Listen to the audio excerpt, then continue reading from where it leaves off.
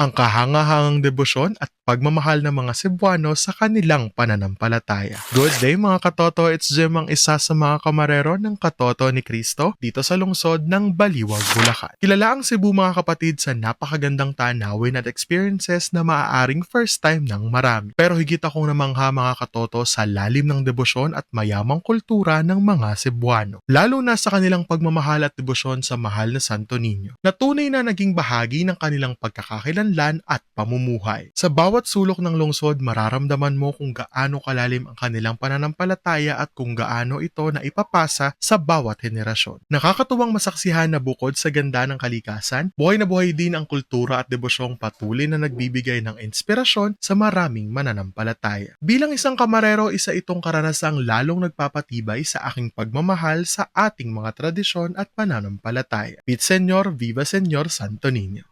Ako si Jim, hanggang sa muli mga katoto.